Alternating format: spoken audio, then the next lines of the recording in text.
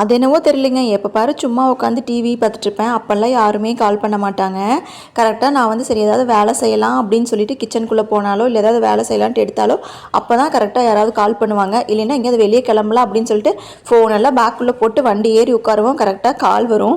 இது எனக்கு மட்டும்தான் இப்படி நடக்குதா அப்படிங்கிறது தெரியல. நான் நிறைய டைம் இதை வந்து யோசிச்சிருக்கேன். இன்றைக்கும் அப்படி தாங்க, மதியம் கிளாஸ் எல்லாம் முடிச்சுட்டு வந்து சும்மா தான் உட்காந்து டிவி பார்த்துட்டு இருந்தேன். சரி ஓகே போயிட்டு வேலையெல்லாம் செஞ்சு வச்சலாம் அப்படின்னு சொல்லிட்டு கிச்சனுக்குள்ளே போகலாம் அப்படின்னு நினைக்கல, கரெக்டாக வந்து கால் வந்துருச்சு. சரி ஓகே இனி ஃபோன் பேசிகிட்டு இருந்தால் வேலைக்கு ஆகாது அப்படின்னு சொல்லிட்டு ஃபோனை பேசிக்கிட்டே வந்து வேலையை ஆரம்பிச்சாச்சுங்க.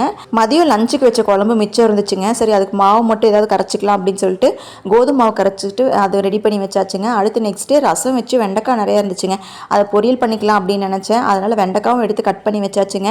இல்லை இதை எடுத்து காலையில் கட் பண்ணிட்டு இருந்தோம் அப்படின்னா நமக்கு காய் கட் பண்ணுறக்கே நமக்கு வந்து ரொம்ப நேரம் போயிடும். ஸோ அதையும் கட் பண்ணி வச்சுட்டு இந்த ஏபிசி ஜூஸ் வந்து க்யூப்ஸ் வந்து போட்டு ரெடி பண்ணி வச்சுட்டு அதாங்க குடிச்சிட்ருக்கேன் காலையில் எந்திரிச்சதையும். அது வந்து எனக்கு என்னமோ ரொம்பவே பிடிச்சிருச்சு.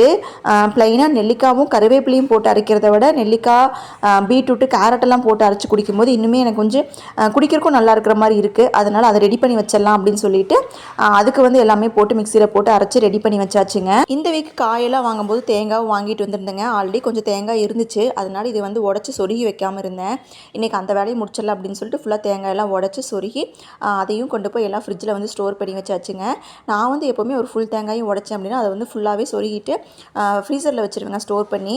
அதை வந்து எப்பப்போ தேவையோ அப்போ மட்டும் எடுத்து யூஸ் பண்ணிக்குவேன். அது ரொம்ப நாள் கெடாமே இருக்குது. இந்த மெத்தட் எனக்கு ரொம்பவே டைம் சேவிங்காக இருக்குதுன்னு சொல்லிட்டு நான் இந்த மெத்தட் தாங்க ஃபாலோ பண்ணிகிட்ருக்கேன்.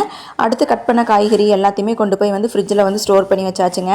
பிஃபோர் டே ஒரு ட்ரெஸ்ஸை வந்து ஸ்டிச் பண்ணி வச்சுருந்தாங்க. அதில் வந்து அம்பர்லா மாடல் அப்படிங்கிறனால அதில் கொஞ்சம் கீழெல்லாம் அன்ஈவனாக இருக்கிற மாதிரி இருந்துச்சு. சரி ஓகே அந்த ட்ரெஸ்ஸையும் வந்து எல்லாம் கீழெல்லாம் ஈவன் பண்ணி கட் பண்ணி கம்ப்ளீட் பண்ணிடலாம் அப்படின்னு சொல்லிட்டு அவங்க நெக்குமே கொஞ்சம் ஃப்ரில்ஸ் எல்லாம் கேட்டிருந்தாங்க. அதெல்லாம் வந்து அவங்ககிட்ட கன்ஃபார்ம் பண்ணி அட்டாச் பண்ணிக்கலாம் அப்படின்னு சொல்லிட்டு வெயிட் பண்ணிட்டு இருந்தேன். அவங்களும் எல்லாம் கன்ஃபார்ம் பண்ணி சொன்னதுக்கப்புறம் அந்த ட்ரெஸ்ஸையும் ஃபுல்லாக வந்து ஸ்டிச் பண்ணி கம்ப்ளீட் பண்ணி முடிச்சாச்சுங்க. ஸ்டிச்சிங் ஒர்க்லாம் முடிச்சதுக்கப்புறமா இன்ஸ்டியூட்லேருந்து ஸ்டூடெண்ட்ஸோட ரெக்கார்டெல்லாம் கரெக்ஷன் பண்ணுறதுக்காக எடுத்துகிட்டு வந்திருந்தாங்க. அந்த வேலையை முடிச்சு வச்சிடலாம் அப்படின்னு சொல்லிட்டு நெக்ஸ்ட் அந்த வேலைக்கு வந்து வந்தாச்சுங்க. இன்னொரு மினி விளாகில் மீட் பண்ணலாங்க. தேங்க்ஸ் ஃபார் வாட்சிங். பாய்.